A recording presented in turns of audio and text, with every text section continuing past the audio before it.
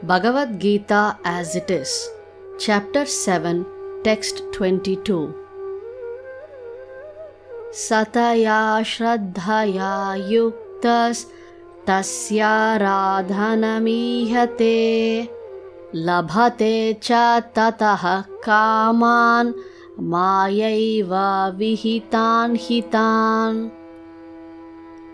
Synonyms: Saha, he; Taya, with that; Shraddhaya, with faith; Yuktaha, endowed; Tasya, his; Aradhanam, worship; Ihate, seeks; Labhate, obtains; Cha, and; Tataha, from which; Kaman, desires; Maya, by me; Eva, alone; Vihitan, regulated; He, for; Tan, those.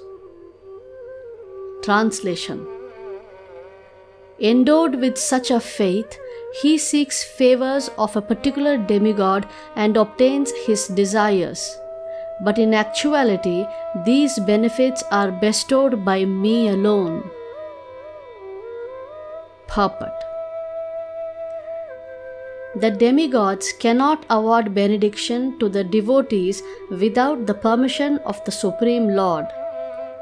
The living entity may forget that everything is the property of the Supreme Lord, but the demigods do not forget. So, the worship of demigods and achievement of desired results are not due to the demigods, but to the Supreme Personality of Godhead by arrangement. The less intelligent living entity does not know this, and therefore he foolishly goes to the demigods for some benefit. But the pure devotee, when in need of something, prays only to the Supreme Lord. Asking for material benefit, however, is not a sign of a pure devotee. A living entity goes to the demigods usually because he is mad to fulfill his lust.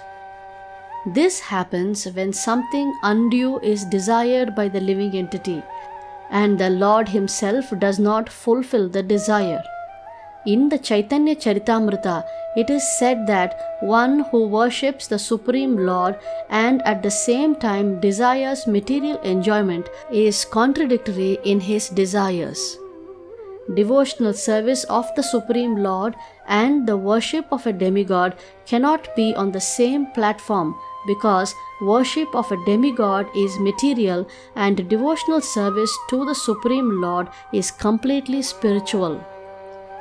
For the living entity who desires to return to Godhead, material desires are impediments. A pure devotee of the Lord is therefore not awarded the material benefits desired by less intelligent living entities who prefer to worship demigods of the material world rather than engage in devotional service of the Supreme Lord. Text 23.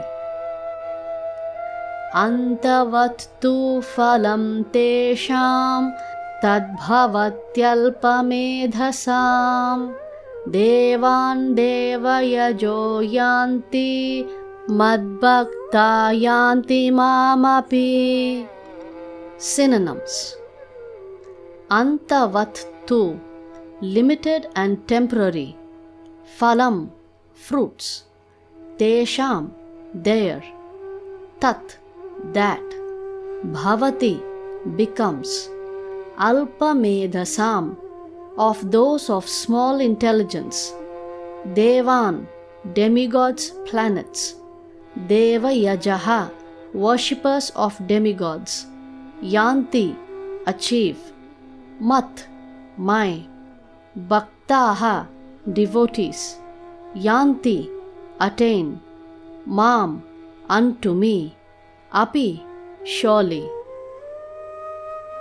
Translation: Men of small intelligence worship the demigods, and their fruits are limited and temporary. Those who worship the demigods go to the planets of the demigods. but my devotees ultimately reach my supreme planet. Purport. Some commentators on the Gita say that one who worships a demigod can reach the Supreme Lord, but here it is clearly stated that the worshippers of demigods go to the different planetary systems where various demigods are situated, just as a worshipper of the sun achieves the sun, or a worshipper of the demigod of the moon achieves the moon. Similarly, if anyone wants to worship a demigod like Indra, he can attain that particular god's planet. It is not that everyone, regardless of whatever demigod is worshipped, will reach the Supreme Personality of Godhead. That is denied here, for it is clearly stated that the worshippers of demigods go to different planets in the material world, but the devotee of the Supreme Lord goes directly to the Supreme Planet of the Personality of Godhead. Here, the point may be raised that if the demigods are different parts of the body of the Supreme Lord, then the same end should be achieved by worshipping them. However, worshippers of the demigods are less intelligent, because they don't know to what part of the body food must be supplied. Some of them are so foolish that they claim that there are many paths and many ways to supply food. This isn't very sanguine. Can anyone supply food to the body through the ears or eyes? They do not know that these demigods are different parts of the universal body of the Supreme Lord, and in their ignorance they believe that each and every demigod is a separate god and a competitor of the Supreme Lord. Not only are demigods parts of the Supreme Lord, but ordinary living entities are also. In the Srimad Bhagavatam, it is stated that the Brahmanas are the head of the Supreme Lord, the Kshatriyas are the arms, etc., and that all serve different functions. Regardless of the situation, if one knows that both the demigods and himself are part and parcel of the Supreme Lord, his knowledge is perfect.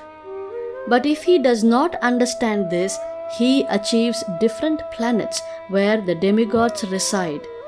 This is not the same destination the devotee reaches. The results achieved by the demigods' benedictions are perishable, because within this material world, the planets, the demigods, and their worshippers are all perishable. Therefore, it is clearly stated in this verse that all results achieved by worshipping demigods are perishable, and therefore such worship is performed by the less intelligent living entity. Because the pure devotee engaged in Krishna consciousness in devotional service of the Supreme Lord achieves eternal blissful existence, that is, full of knowledge, his achievements and those of the common worshipper of the demigods are different. The Supreme Lord is unlimited. His favor is unlimited. His mercy is unlimited. Therefore, the mercy of the Supreme Lord upon his pure devotees is unlimited.